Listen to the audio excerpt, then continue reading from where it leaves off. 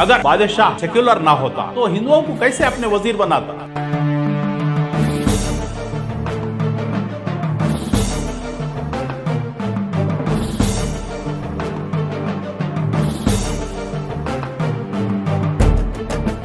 अज़ीज़ुल क़दर नाज़रीन इकराम, अस्सलामु अलैकुम रहमतुल्लाहि व बरकातुहू। मैं डॉक्टर आर अब्दुल हमीद, अवामी अदबी मुहक़्क़िक़, शोबा उर्दू, बेंगलुरु यूनिवर्सिटी। 2008 ईस्वी में मुझे अवामी लोक अदब पर, अवामी गीतों पर, लोकगीतों पर PhD तफ़वीज़ हुई मेरी तहक़ीक़ पर। आज गयूर फरमा रवा मुजाहिद आज़ादी टीपू सुल्तान शहीद रहमतुल्लाह अलैह को नॉन सेक्युलर बताया जा रहा है और उन्हें दरसी किताबों से निकाल कर बच्चे जो आज तक पढ़ते थे उनके बारे में शेर मैसूर टीपू सुल्तान, उसको निकाला जा रहा है तासुब की वजह। 40 साल पहले जब मैंने गंजाम के इलाके में तहक़ीक़ के ज़रिए बुज़ुर्ग ख़वातीन के पास अवामी गीत जो मैंने जमा किए श्रीरंगापटन गंजाम के इलाके में, टीपू सुल्तान शहीद रहमतुल्लाह अलैह रियाया परवर, हिंदू मुसलमान दोनों कौमों को साथ लेकर चलने वाले, उनके गीतों में हिंदू मुसलमाना दूध शक्कर में जैसा मिलकर रहती हैं वैसे भाया भाया, ऐसे काफ़ी गीत हैं।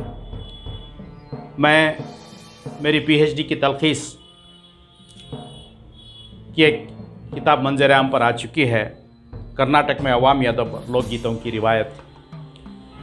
मैं इसमें सिर्फ़ उन नुकात को जहाँ टीपू सुल्तान शहीद रहमतुल्लाह अलैह एक सेक्युलर बादशाह थे, उनके साथ आज नाइंसाफ़ी हो रही है, इस नुक्ते को आपके सामने पेश करना चाहूँगा आज की इस महफिल मजलिस। टीपू सुल्तान शहीद रहमतुल्लाह अलैह की बहादुरी अज़मत से मुताल्लिक़ संजीदा शायरी में तो एक अज़ीम ज़ख़ीरा मौजूद है, लेकिन इस खुसूस में लोकगीत जो मल्नाड के अवाम के लबों पर गुनगुनाते जगमगाते हैं, वो अपनी मिसाल आप है। इन गीतों की सादगी और पुकारी काबिल क़दर और तहसीन है। टीपू सुल्तान शहीद रहमतुल्लाह अलैह अपने अहद में अपनी बहादुरी, शुजाअत और रवादारी और पाकीज़ा सिफ़ात की बदौलत एक अज़ीम नाकाबिल फ़रामोश शख्सियत के मालिक बन गए। टीपू सुल्तान शहीद रहमतुल्लाह अलैह के मुतालिक़ जो लोकगीत कर्नाटक में आम हैं, उनसे ये ज़रूर पता चलता है कि अवाम के दिलों में अपने सुल्तान के तई गहरी अक़ीदत थी, कितनी सच्चाई से वो अपने सुल्तान की अच्छाइयाँ और गैर मामूली खूबियाँ गिनवाते थे। ऐसे तमाम गीत मलनाडु कर्नाटक की औरतें गाया करती थीं। सुल्तान टीपू गैर मुस्लिमों के साथ अपनी रवादारी के लिए भी बेहद मकबूल और मशहूर थे। सुल्तान टीपू की अज़मत मुसलमानों और हिंदुओं दोनों के दिलों में थी। लोकगीत मुलाहिज़ा फरमाएँ। अल्लाह कने मंगत्यूँ दुआ बारे बार, मेरा बेटा होंदे टीपू जैसा सरदार। गाँव गाँव बजे नौबतो नखारे, टीपू के सिफ्तां के गुन गाए सारे। वस्फ टीपू के लोगां सारे जाने, अंग्रेज़ा भी उनकी बहादुरी को माने। मेरे अल्लाह टीपू के 7 मुल्कां तारीफ़ हो, ज़मीन से आसमां तक टीपू की तौसीफ़ हो। हज़रत टीपू सुल्तान शहीद रहमतुल्लाह अलैह के पाकीज़ा किरदार का बयान एक खातून की ज़ुबानी मुलाहिज़ा फरमाए, जो मैंने गंजाम में बुज़ुर्ग ख़वातीन जो 80-90 साल की थी, उनके पास मैंने क़लम बंद किए 1978-79 में। आज वो अल्लाह को प्यारी हो गई, लेकिन उनके सीने में जो ख़जाना था वो मैंने क़लम बंद कर लिया है अपनी PhD थीसिस के लिए, इस तलख़ीस में मौजूद है। कौसर के पाँव से हूर जहाँ धोती जी, उसके होठा पर तो टीपू की बात आई जी। मुंह भर भर को तारीफां करती सब लोगां टीपू की, जय जयकार बोलती हिंदुआं भी टीपू की। टीपू बादशाह के मुल्क में हिंदुआं मुसलमाना, टीपू बादशाह के मुल्क में हिंदुआं मुसलमाना, दूध शक्कर मिल को रहती वैसे भाया भाया। लिंगायता बमना मुसलमाना सारे, लिंगायता बमना मुसलमाना सारे, टीपू की नज़र में सब जन प्यारे। दुआ मंगती मुसलमाना टीपू के वास्ते, दुआ करती बमना भी टीपू के वास्ते। मेरे अल्लाह कने मंगी दुआ मंगी जी में, टीपू को मिले चांद सूरज की हयात। क्या उनके जज्बात थे, उन औरतों के जज्बात थे। यह सीना ब सीना चली आई रिवायतें थी जो टीपू सुल्तान की ज़िंदगी से उनके बाद भी 100-150 साल तक ये औरतों के पास सीने में ये मौजूद थी। आजकल तो उसका दौर नहीं रहा। अब सुल्तान टीपू की तारीफ में ये अशार मुलाहजा फरमाएं। टीपू सुल्तान के औसाफ बयान करने से पहले ख़वातीन अपनी ज़ुबान का खुसूर बयान करना भी ज़रूरी समझती हैं। बिजली जैसी तलवार टीपू की जो चमकी, बिजली जैसी तलवार टीपू की जो चमकी, अंग्रेज़ों की फ़ौज दुम दबा को भागी। टीपू की तलवार के सिफ्ता क्या बोलूँ, टीपू की तलवार के सिफ्ता क्या बोलूँ। अपनी ज़ुबान को पहले मैं वजू तो करा दूँ, अपनी ज़ुबान को पहले मैं वजू तो करा दूँ। जालिम के वजू करने से बदियाँ जैसे झड़ती, जालिम के वजू करने से बदियाँ जैसे झड़ती। टीपू की तलवार से जालिमा के शरा वैसा कटती। आँखें टीपू के पारकमनी जैसे एकीच नज़र में लोगों को परखे। ऐसा वैसा टीपू के आगे नहीं ठहरता, सूरज के आगे तो तारा भी नहीं जलता। टीपू की नजरा में आने के वास्ते चंदा और सूरज दोनों भी लड़ती। अब सल्तनत खुदादत की माओं का दुआया गीत, उस दौर के माओं का दुआया गीत समात फरमाएं, जिसमें वो अपने घर टीपू सुल्तान शहीद जैसे बहादुर सिपाही और निडर बेटा पैदा होने की दुआ करते थे। फरमाते हैं कि टीपू जैसा घर में एकीच बेटा होवेगा, टीपू जैसा घर में एकीच बेटा होवेगा, हजारां लाखों पे उन्हें भारी होवेगा। हमेरे मावा के पेट में ऐसा बेटा आंदे, टीपू सरीकाच वो शेर नर होंदे।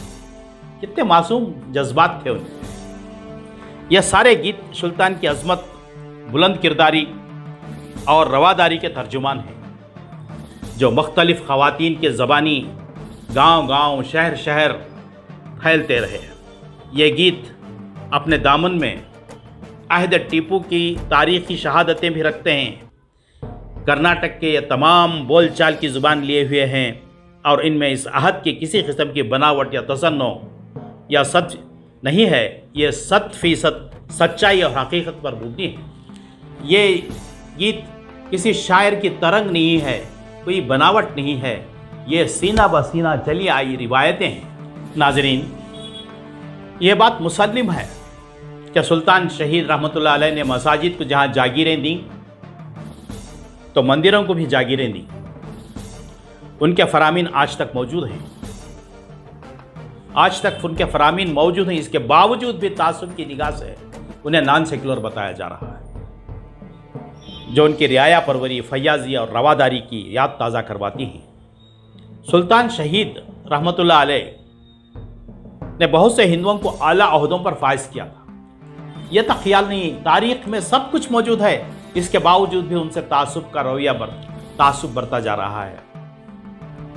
पुरनया उनका वजीर था, कृष्णा राव वजीर खजाना था, शामिंगा अयंगार वजीर दाखिला था, श्रीनिवास राव और अप्पाजी राम सफ़ीर थे, हरि सिंह और सरीपत राव फौजी कमांडर थे, नरसिंह राव और रंगा राव अफसर आला थे, शिवाजी बेंगलुरु किले का कमांडर था, तालुका और ज़िले के सारे कारकुन, हिसाब का वो किताब की आमदनी और अखराजात का सारा शोबा, आमदनी और अखराजात का सारा शोबा, कंदाया व लगान का वसूली का सारा महकमा हिंदुओं के हाथ में था टीपू सुल्तान के ज़माने में। क्या मिसाल है रवादारी की। सुल्तान को इस बात का एहसास था कि उनकी रियाया का अक्सर हिस्सा हिंदू हो तो रवादारी, फैयाजी, फर्ज शनासी और हक व इंसाफ के निज़ाम में सल्तनत के लाजिमी उसूल हैं।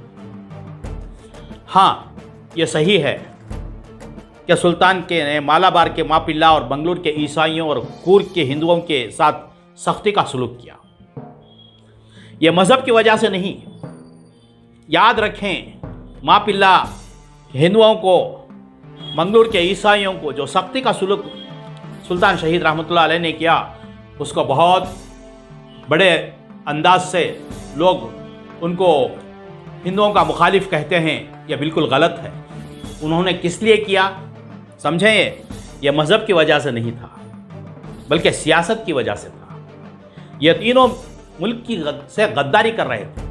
कौन? मापिल्ला, मंगलूर के ईसाई और कूर्ग के हिंदू। ये तीनों मुल्क से गद्दारी कर रहे थे और अंग्रेज़ों से मिले हुए थे और सुल्तान को उस तख्त से हटाना चाहते थे। सुल्तान सिर्फ इन पर ही नहीं बल्कि अपने हम मज़हब सावनूर, करनूल और कड़पा के नवाबों पर भी, मालाबार के मापिल्लों पर भी सियासत की बिना पर सख्ती से पेश आए। मराठों से ज़्यादा निज़ाम की मुखालिफत करता रहा। सुल्तान पर तासुब, तंग नज़री के इल्ज़ाम थोपने वाले वो थे जो हिंदुस्तान का अंग्रेज़ों के हाथों सौदा करना चाहते थे। ये नुक्ता याद रखें, सुल्तान पर तासुब और तंग नज़री का इल्ज़ाम थोपने वाले आज और जब वो थे जो हिंदुस्तान का अंग्रेज़ों के हाथों सौदा करना चाहते थे। टिप्पू सुल्तान अंग्रेज़ साम्राज्य के खिलाफत सीसा पिलाई हुई दीवार की तरह खड़े रहे। टिप्पू सुल्तान की ज़िंदगी एक सच्चे मुसलमान की ज़िंदगी थी, मजहबी तासुब से पाक, बिल्कुल पाक थी। यही वजह थी कि गैर मुस्लिम उनकी फ़ौज में आला ओहदों पर फाइज थे। अगर वो हिंदुओं से बग़्ज़ रखते, जैसा कि आज उनको उछाला जा रहा है कि वो हिंदुओं के मुखालिफ हैं, तो यह सारे रेवेन्यू का महकमा और सारे उज़रा जो मैंने अब गिनवाए वो तमाम हिंदू थे। अगर बादशाह सेक्युलर ना होता तो हिंदुओं को कैसे अपने वज़ीर बनाता? यह सोचने की बात है। इसके बावजूद भी आज बड़े अफसोस होता है कि दरसी किताबों से उनका शेर मैसूर टीपू सुल्तान का जो सबक है वो हमारी नस्लों से निकाला जा रहा है। अब ज़रूरत इस बात की है, आइंदा आने वाली नस्लों को ऐसे मशाहिर की, उनके कुर्बानियों की याद ताज़ा कराएं। उसके लिए क्या है, हम अपनी मादरी ज़ुबान में अपने बच्चों को तालीम दें। आज उर्दू की तालीम ना होने की वजह, हमारे बच्चे हमारी गलतियों की वजह हमारी तहजीब से दूर हो रहे हैं, हमारे असलाफ से दूर हो रहे हैं। हमारे असलाफ कौन थे उनको खबर नहीं है, उनके क्या कारहाय नुमाया अंजाम दिए उनको खबर नहीं है। अंग्रेज़ी की मोहब्बत में आप पढ़ाएं, ज़रूर पढ़ाएं, अंग्रेज़ी पढ़ाएं, सब कुछ पढ़ाएं, कॉन्वेंटों से अच्छे अच्छे कॉन्वेंटों में भेजें, लेकिन उर्दू ज़ुबान का तालीम का एक निज़ाम कायम करें अपने बच्चों को। याद रखें, अब जो बच्चा अपनी मादरी ज़ुबान से दूर होता है वह हमारी तहजीब से दूर होता है। बड़ों का अदब, छोटों की शफ़क़त, कुरान का तर्जुमा उर्दू में है, अहादीस का ख़जाना उर्दू में है, तो ज़रूरत इस बात की है कि हम आइंदा आने नस्लों को अपनी मादरी ज़बान से आशना करवाएं और उसका एक निज़ाम बनाएं और उनको तालीम दें ताकि हम अपनी तहजीब, अब तमद्दुन और हमारे असलाफ़ के कारनामे उनके जहनों में उजागर करते रहें। इतना कहते हुए मैं अपनी बात ख़त्म करता हूँ। व आखिर दावाना अनिल हम्दुलिल्लाहि रब्बिल आलमीन।